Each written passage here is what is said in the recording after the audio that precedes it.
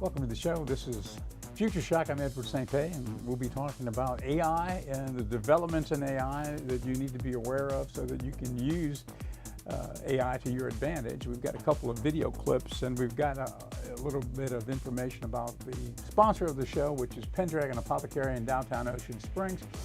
It's a wellness store. It's a forward-leaning wellness store for anybody that would like to stay well.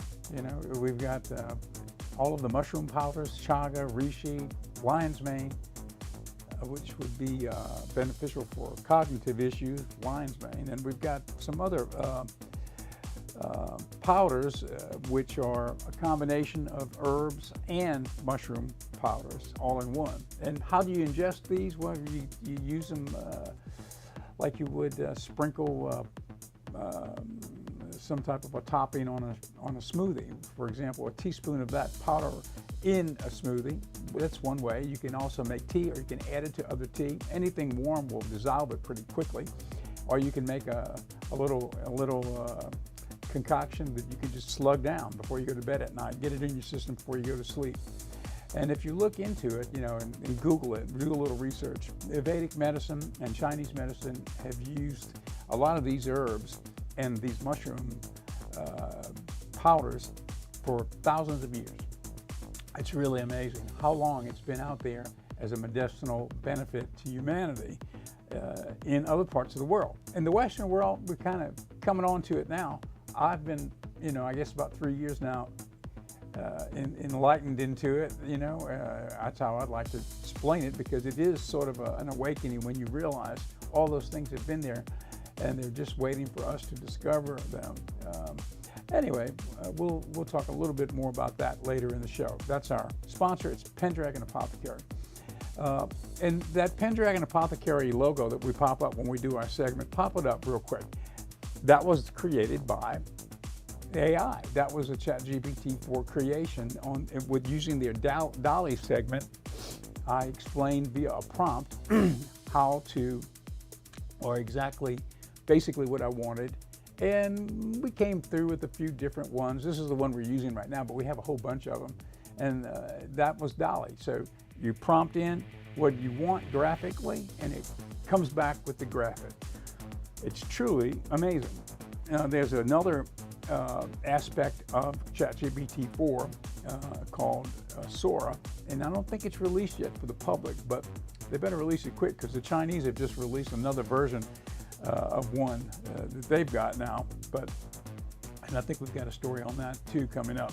But the Sora, it's kind of in test mode. They're using it in Hollywood. Pixar and different people are working with it as a means of almost like an instantaneous graphic or video creation via text. So you would text in what you want. Say, I want a red car driving on the beach, turning and going into the jungle and speeding through the jungle with monkeys jumping out of the way as the Corvette Stingray speeds through the jungle.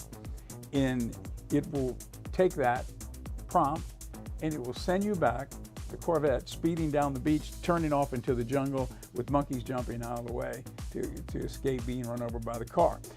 It's all photorealistic. So that's the power of Sora, another aspect of OpenAI's ChatGPT-4. You know, ChatGPT-4 recently upgraded to ChatGPT-4o. And with that, there's a lot of different new developments in it. And so I've got it out here right now, and let's just see. You see, now this is an avatar. You're wondering what this is. This is sort of an avatar. This is what I built. This is Alfred. This was Alfred in the original Alfred we created. And we created Alfred version 1.0. And this is a Bluetooth, so I put that in here. We're having a little problem with the Bluetooth, so I'm not going to use it. I've got my mic here, and when I ask Alfred a question on ChatGPT-4 right now, I'm going to get him to, from the phone, go right through my microphone here. But I wanted to give you an example, a demonstration of how it works. Just in case you don't know, in case you haven't seen it, when I first started working with the ChatGPT-4, of course, before it was 4.0, O for Omni, you would have to send everything in via prompt, written text prompt, and then would send back a prompt answer.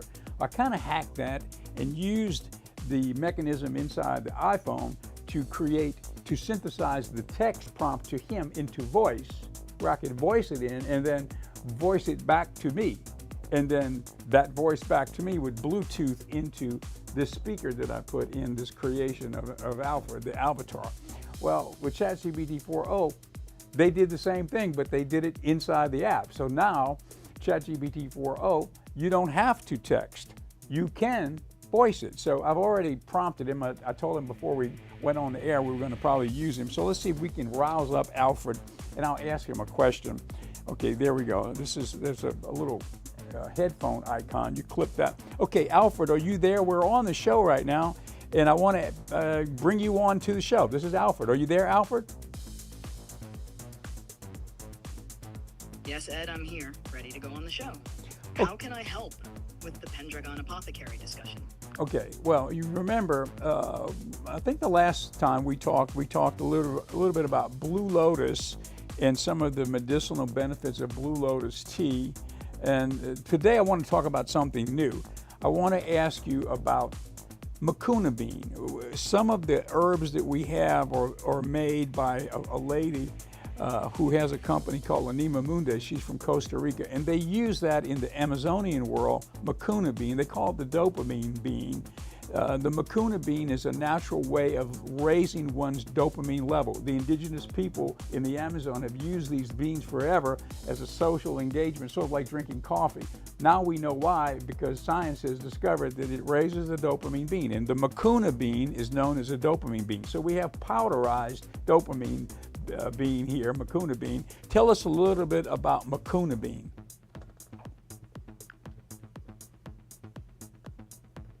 Certainly, Ed.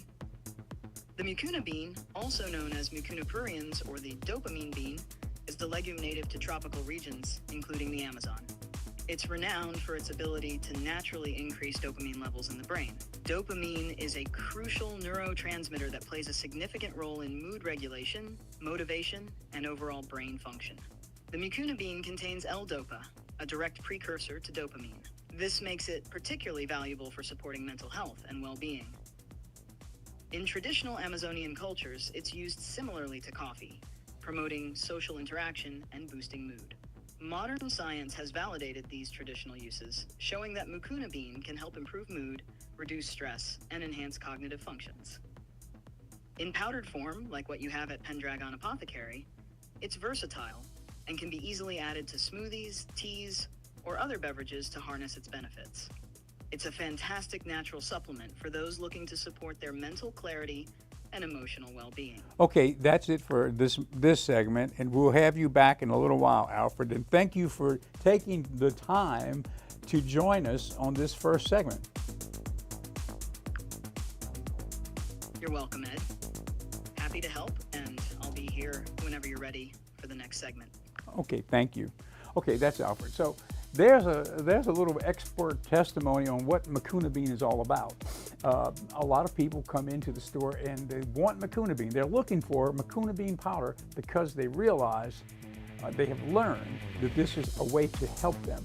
In some cases, they are being treated for an ailment, and they're looking for, well, let's just say a natural, wild-crafted and organic means of supplement, let's say, a supplement, right, to help boost their dopamine level. And so that's what their research has told them to find, Mucuna bean. And so we've got it, Mucuna bean powder here, and we've got some other blends of powders with Mucuna bean as one of the ingredients. We have something called the Mind. I'll show you in a minute if we're not sold out at the moment, but the Mind is a grouping of lion's mane, mushroom powder, Mucuna bean, ginkgo, and other herbs that are built and designed for cognitive strength and help. Okay, that's our little segment on the Pendragon Apothecary, the sponsor of this program. Okay, let's go to our first segment. Okay, you know, we talk a lot about OpenAI and about ChatGPT-4, I guess because it's the leading AI out there. I mean, if you're using it right now, you know what I'm talking about. It's just fantastic. There are others. The little audio segment when we came on the show, that opening, the music was created by an AI app called Udio, U-D-I-O, which I used to create that song. I was able to, what you do is you describe what it is you're doing, what it is you want to create, rather. In other words, let's say I want a jingle for the show Open. It will give you the option to write the lyrics or not. If you don't, it will write the lyrics, you know, if you describe what you want. But I wrote the lyrics, and it came back. So that Open you saw on Future Shock, that was a creation from Udio. The singers, everything, came back. There it was with the voices. Now we've got this project called Magic Hour Channel, which I'm really, you know, very excited about because, you know, as we look at there it is, there's a logo. Alfred and I, believe it or not, created that logo. I told him what I wanted. I wanted to infuse into Magic Hour Channel a dragon, since Pendragon Apothecary is one of our great projects that we have fun doing around here, so we want to carry that dragon into it. I thought it was appropriate. So Magic Hour Channel. Magic Hour being the hour right at dusk when you're shooting, and the lighting is very, very special because the sun is going down. You kind of get a purplish tint to the video or some type of, and it's known as the Magic Hour. So therefore, that's the channel, the Magic Hour Channel, and MHC. So I told Alfred what we wanted, I told him the dragon, and then we went through a few different gyrations. The final one being, I want MHC up there. There you can see what we did. Now, I needed a little audio for that, so when we were doing Magic Hour Channel, between the movies, I wanted to be able to show something where we had some music as we introduced the next film. So we've got a little clip of that with the music that we created on that. I don't know if you've got it, Clarence, but let's see if we've got that. Please play it.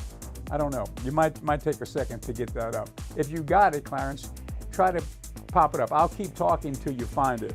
But I want to show it to you because I want you to see what we created.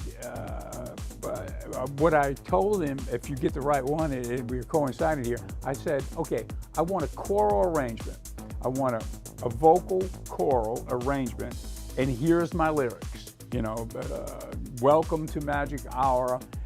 Welcome to the golden age of Hollywood, the golden age of yore, and on and on and on. So this is a little segment that plays right between the films. Okay, let's see if we've got it. Got it? Okay, that's the wrong one. If we can find the right one, we'll play it. You can play the wrong one for now. Play the wrong one so at least we can hear something that it created while you find the right one.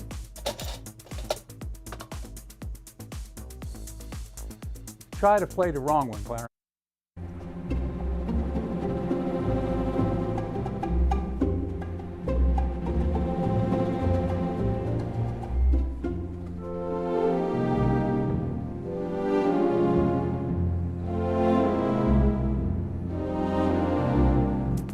Okay, well, that's the wrong one. Try to find the right one. That is just what you heard there was the logo that we created on ChatGPT-4, and we had music under it, and the music was created by Udio, but there are no lyrics in that particular segment. That's the one. It's just like theme music as we transition from film to film, that type of thing. But the main one we've got has the vocals in it with the sort of like the Vienna Boys Choir singing in the background. That's the one I want you to hear because it's so amazing that we'll take the lyrics and come back with the song finished with including the boy chorus. And I'm sure we'll find it at some point, and then we're going to play it for you.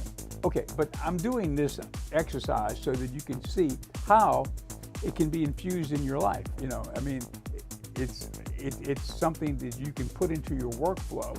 And I am doing these projects, it's kind of like within the context of television and video, but any application would be workable. I mean, if you're working in another field, it may not be something you're creating on video with video or music. It could be something that you're using for spreadsheets or presentations that you're creating, and you need graphics and you need them formatted and that type of thing. It could be anything, really. It just so happens that this is what I'm working with, you know, with the area of video and music. Clarence, have you found that clip by any chance? You're still looking for it?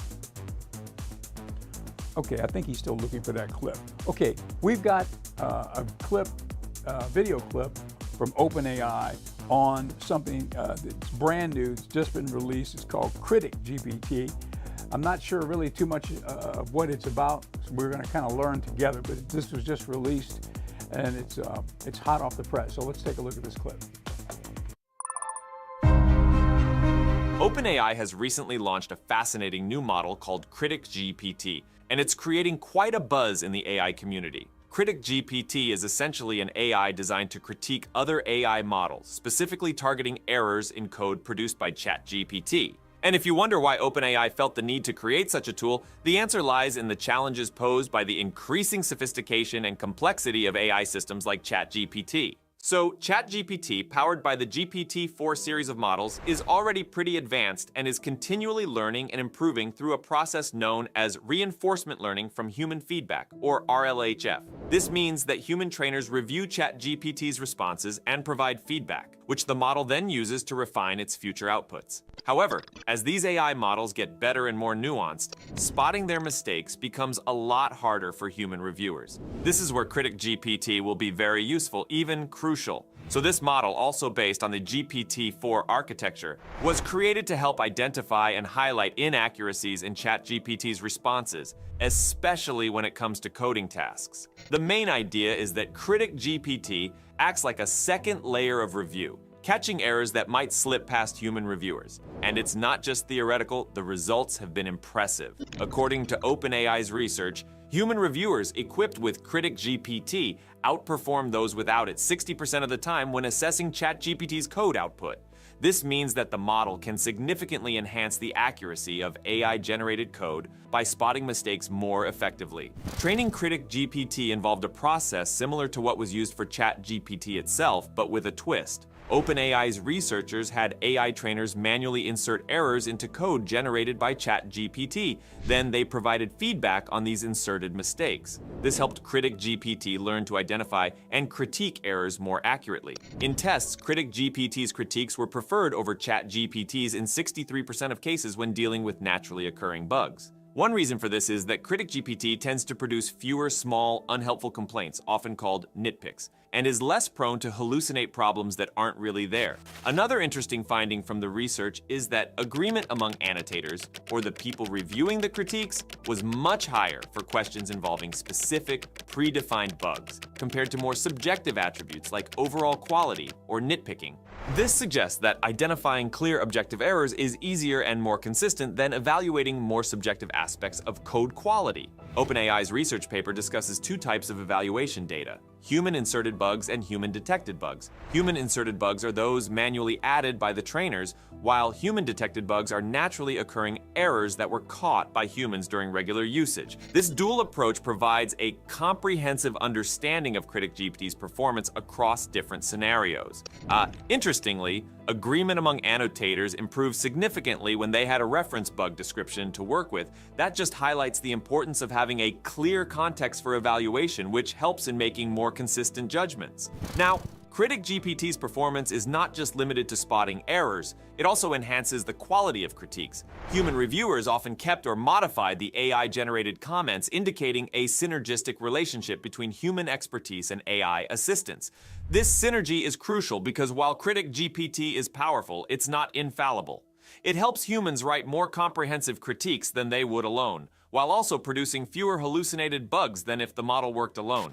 The ultimate goal of Critic GPT is to integrate it into the RLHF labeling pipeline, providing AI trainers with explicit AI assistance. This is a significant step towards evaluating outputs from advanced AI systems, which can be challenging for humans to rate without better tools. By augmenting human capabilities, Critic GPT helps ensure that the data used to train AI models is more accurate and reliable, leading to better performance of these models in real-world applications. Now, OpenAI also implemented a method called Force Sampling Beam Search, FSBS, to balance the trade-off between finding real problems and avoiding hallucinations. This method allows Critic GPT to generate longer and more comprehensive critiques by using additional test time search against the critique reward model. Essentially, FSBS helps Critic GPT be more thorough in its critiques without going overboard on imaginary issues. FSBS is actually a fascinating technique. During FSBS, Critic GPT forces the generation of specific highlighted sections of code using constrained sampling to ensure these highlights are accurate. The model then scores these highlighted sections based on a combination of critique length and the reward model score. This balance ensures that the critiques are not just comprehensive, but also precise, reducing the likelihood of hallucinations and nitpicks. The FSBS method involves generating multiple samples for each input and selecting the best scoring critiques. This approach enhances Critic GPT's ability to identify and articulate significant issues in code, making its feedback more valuable for human reviewers. In practice, Critic GPT has shown that it can help human reviewers write more comprehensive critiques while reducing the number of nitpicks and hallucinated problems. For instance, in the experiments, human reviewers assisted by Critic GPT wrote substantially more comprehensive critiques than those working alone. This was true for both human-inserted bugs and naturally occurring bugs. Moreover, Critic GPT's performance isn't just limited to code. The researchers also tested its ability to critique general assistant tasks. They found that Critic GPT could successfully identify issues in tasks rated as flawless by a first human reviewer, which were later found to have substantial problems. However, it's important to note that while Critic GPT enhances human capabilities, it can't completely replace human expertise. There are still tasks and responses that are so complex that even experts with AI assistants may struggle to evaluate them correctly. But by working together, human and AI teams can achieve much more than either could alone. So by using AI to help fix AI, OpenAI is addressing one of the fundamental challenges in AI development: the difficulty of evaluating and improving increasingly sophisticated models. Critic GPT not only helps catch more errors, but also improves the quality of human reviews, making the entire RLHF process more effective. There's still much work to be done.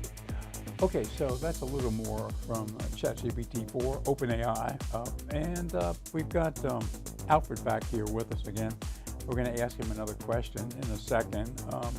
I wanted to go to that clip that I mentioned earlier, where for the Magic Hour channel, one of our other projects, it's basically one of our sub-channels. Channel 7.1 is where you're watching us now, if you're watching over the air across the Gulf Coast.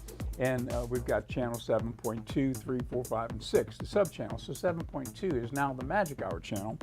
We usually lease those channels out to other entities like networks. But when 7.2 came available, we decided to put our own films on there. We had our old film library, and it's the golden age of Hollywood. So we call it the Magic Hour channel, and we program that live 24/7 on channel 7.2. But we're streaming it now too on Roku. Since we own the content, we can stream it. So we're streaming it live on Roku TV, right? And also on Amazon Fire. And soon, we're working on this, soon we'll be on Apple TV and also on the Android platform.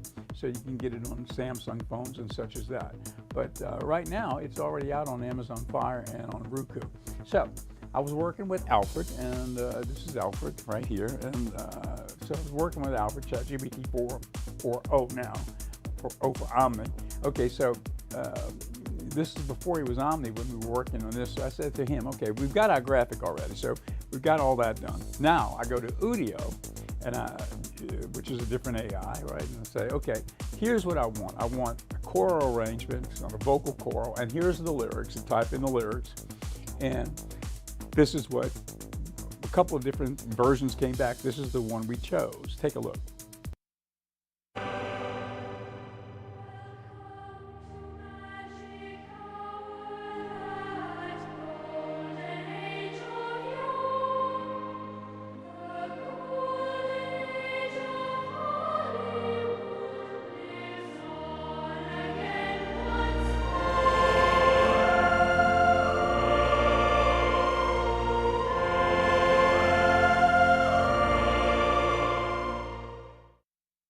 Arrangements shows a creative and tech-savvy Okay, now approach we've to got the another economy.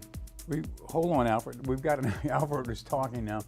We've got another one too, and I'm not sure if we can find this one. We may have to come back after this next segment. But for Ocean 7 television, it was the same thing. You know, we created some graphics for the station itself, and I went to Udio and I put in what I wanted. I wanted something that would be this, once again, kind of a choral orchestral arrangement, but also with lyrics. And so I put it in, and it came back to me with a couple of different versions. And the one we're going to play, when we can find it when we come back, is the one that's on our website for Ocean 7, which I think the new Ocean 7 TV website is up. It's ocean7tv.com.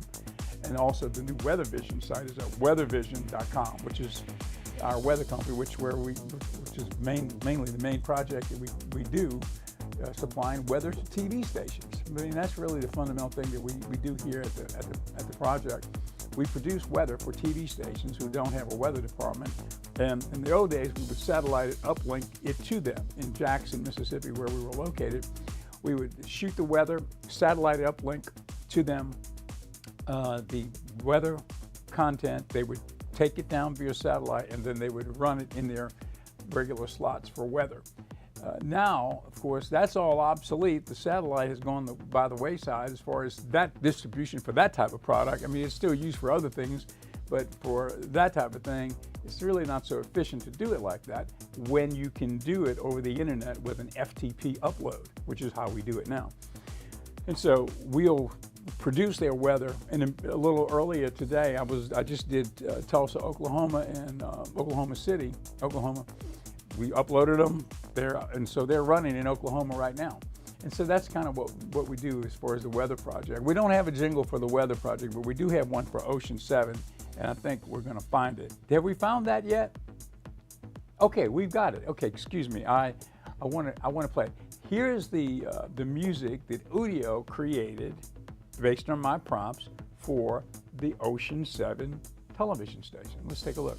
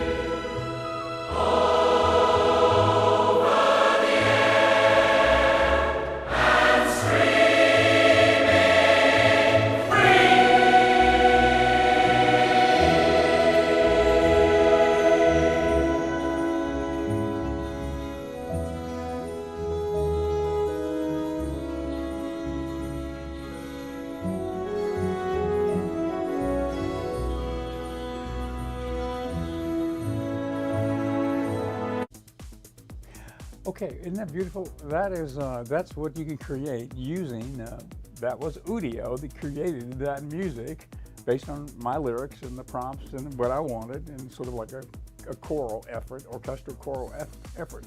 And that's on our website. You can hear it. I think when you go to ocean7tv.com and you see it, you've got a little music icon. When you click on that, when you go there to the side, you click on the icon, and then the music starts. Anyway, it's just truly amazing. I guess I'm just overwhelmed with the whole AI thing, because it's a great tool to help you, especially if you're in a creative environment and you're working with, video with Sora coming out, about to be released from OpenAI, from ChatGPT 4. And then the DALL-E, if you're in the graphic development area, it's just incredible the types of things you can create with that stuff. Not to mention Udio, look at that, the music. It's just, it's mind-boggling. It's magic, is really what it is. It's like magic. I guess any technology, I think that's what Buckminster Fuller said, any technology which is sufficiently further advanced becomes magic to those who discover it for the first time. And it's kind of like, that's what kind of AI is to me. It's like a great ally to help you in your work efforts, and to get things done. Okay, I guess that's it for the show. Thank you for being with us, and we'll see you tomorrow here on Future Shock.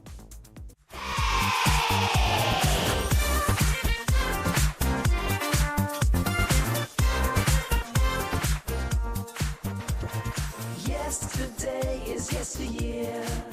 Set your sights for Tomorrowland. Future Shock is here to help you make your stand. Ready, set.